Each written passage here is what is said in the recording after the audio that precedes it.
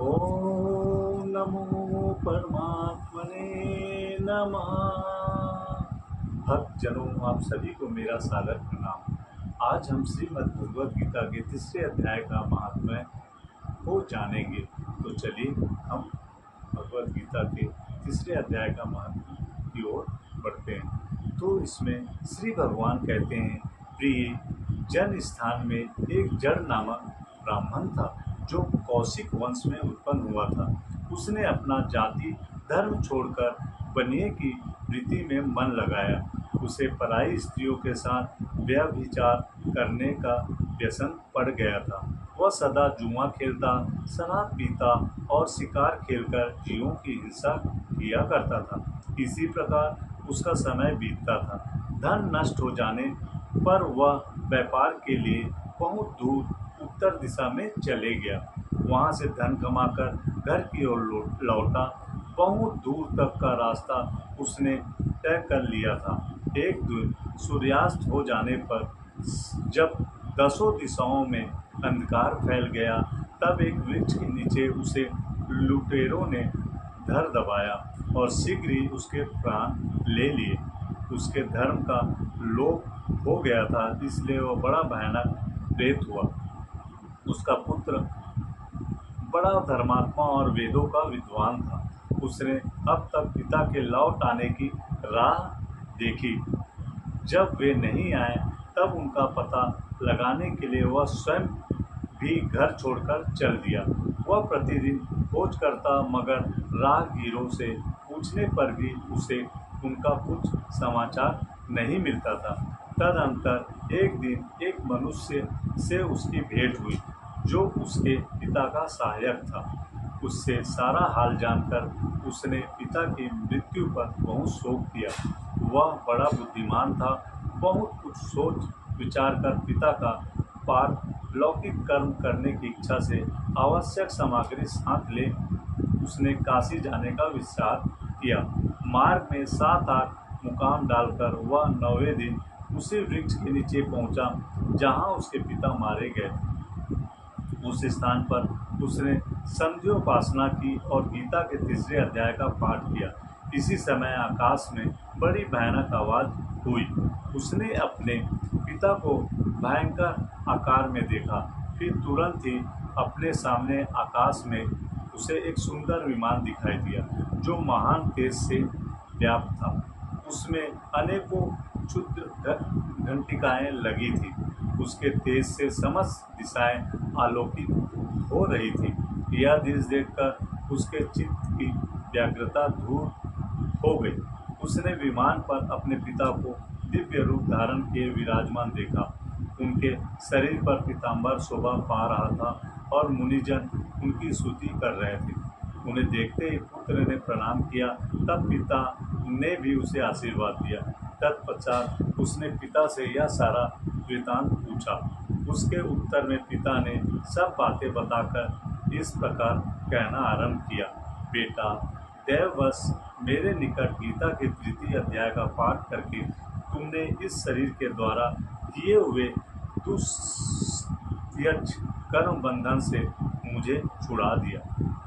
अतः अब घर लौट जाओ, क्योंकि जिसके लिए तुम काशी जा रहे थे वह प्रयोजन इस समय तृतीय अध्याय के पाठ से ही सिद्ध हो गया है।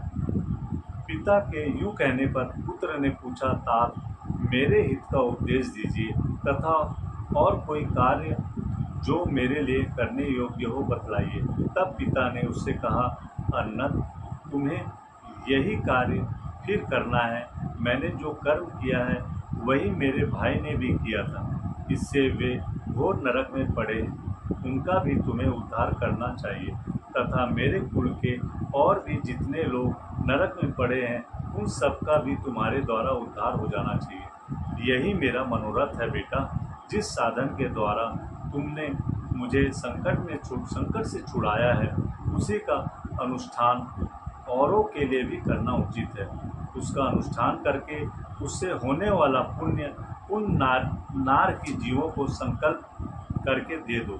इससे वे समस्त पूर्वज मेरी ही तरह यातना से मुक्त हो स्वल्प काल में भी श्री विष्णु के परम पद को प्राप्त हो जाएंगे। पिता का यह आदेश सुनकर संदेश सुनकर पुत्र ने कहा, तात, यदि ऐसी बात है और आपकी भी ऐसी रुचि है तो मैं समस्त नार के जीवों का नरक से उद्धार कर दूंगा। यह सुनकर उसके पिता बोले, बेटा, एव मस्तु, तुम्हारा कल्याण हो, मेरा अत्यंत प्रिय कार्य संपन्न हो गया। इस प्रकार पुत्र को आश्वासन देकर उसके पिता भगवान विष्णु के परम धाम को चले गए। तत्पश्चात वह भी लौटकर जन्म स्थान में आया और परम सुंदर भगवान श्री कृष्ण के मंदिर में उनके समक्ष बैठकर पिता के आदेशानुसार गीता के 3 अध्याय का पाठ करने लगा। उसने नार की जीवों का उद्धार करने की इच्छा से गीता पाठ जनहित सारा पुण्य संकल्प करके दे दिया। इस बीच में भगवान विष्णु के दूत यातना भोगने वाले नार की जीवों को छुड़ाने के लिए यमराज के पास गए। यमराज ने नाना प्रकार के सत्कारों से उनका पूजन किया और कुशल पूछी।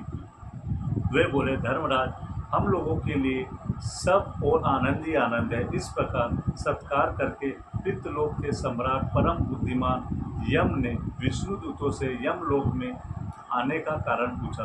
तब विष्णु दूतों ने कहा, यमराज, शेष शैया पर शयन करने वाले भगवान विष्णु ने हम लोगों को आपके पास कुछ संदेश देने के लिए भेजा है। भगवान हम लोगों के मुख से आपकी कुशल पूछते हैं और यह आज्ञा देते हैं कि आप नरक में पड़े हुए समस्त प्राणियों को छोड़ दें। अमित तेजस्वी भगवान विष्णु का यह आदेश सुनकर यम ने मस्तक झुकाकर उसे स्वीकार किया और मन ही मन कुछ सोचा। तत्पश्चात पदोन्मत्त नार की जीवों को नरक से मुक्त देखकर उनके साथ ही वे भगवान विष्णु के वास स्थान को चले। यमराज श्रेष्ठ विमान के द्वारा जहाँ क्षीर सागर है वहाँ जा पहुँचे। उसके भीतर कोटि कोटि सूर्यों के समान कांतिमान नील कमल दल के समान श्याम सुंदर लोकनाथ जगद्गुरु श्री हरि का उन्होंने दर्शन किया। भगवान का तेज उनकी सैया बने हुए शेषनाग के फनों की मणियों के प्रकाश से दुगना हो रहा था।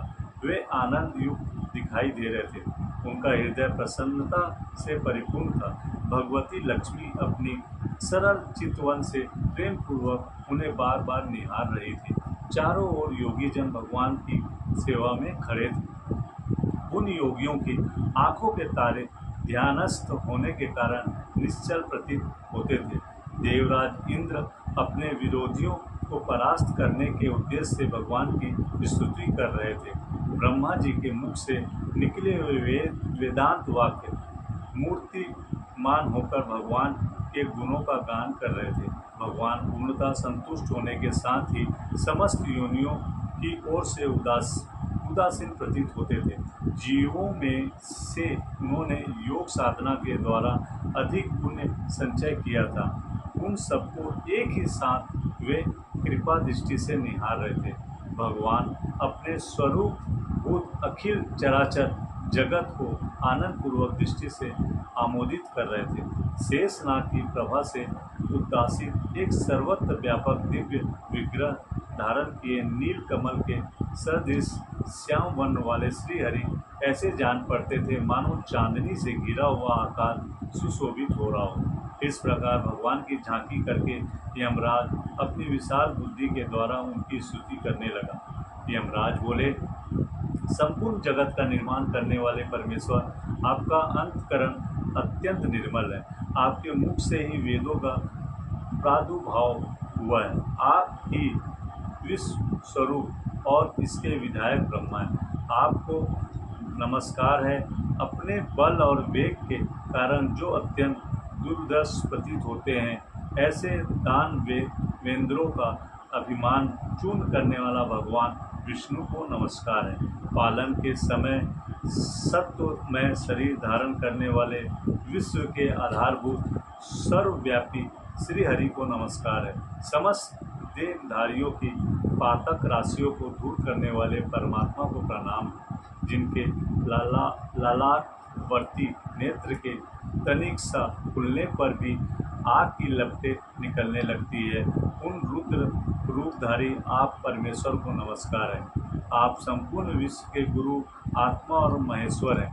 अतः समस्त वैष्णव जनों को संकट से मुक्त करके उन पर अनुग्रह करते हैं। आप माया से विस्तार को प्राप्त हुए अखिल विश्व में व्याप्त होकर भी कभी माया अथवा उससे उत्पन्न होने वाले गुणों से मोहित नहीं होते। माया तथा माया जनित गुणों के बीच में स्थिर होने पर भी आप पर उनमें से किसी का प्रभाव नहीं पड़ता। आपकी महिमा का अंत नहीं है, क्योंकि आप असीम हैं। फिर आप वाणी के विषय कैसे हो सकते हैं? अतः मेरा मौन रहना ही उचित है। इस प्रकार स्तुति करके यमराज ने हाथ जोड़कर कहा, जब गुरु, आपके आदेश से इन जीवों को गुण रहित होने पर भी मैंने छोड़ दिया। अब मेरे योग्य और जो कार्य हो उसे बताइए। उनके योग कहने पर भगवान मधुसूदन मेघ के समान गंभीर वाणी द्वारा मानो अमृत रस से सींचते हुए बोले, धर्मराज, तुम सबके प्रति समान भाव रखते हुए लोगों का पाप से उद्धार कर रहे हो। तुम पर देहधारियों का भार रखकर मैं निश्चिंत हूँ। अतः तुम अपना काम करो और अपने लोक को लौट जाओ। यूँ कहकर भगवान अंतर्धान हो गए। यमराज भी अपनी पुरी को लौट आए। तब वह ब्राह्मण अपनी जाति के और समस्त नार की जीवों का नरक से उद्धार करके स्वयं ही श्रेष्ठ विमान द्वारा श्री विष्णु धाम को चले गए। तो भक्तजनों, यहाँ पर श्रीमद् भगवद गीता के तीसरे अध्याय का महत्व समाप्त होता है। अब मिलेंगे हम श्रीमद् भगवद गीता के तीसरे पाठ की ओर। तो तब तक के लिए ओम नमो नारायण।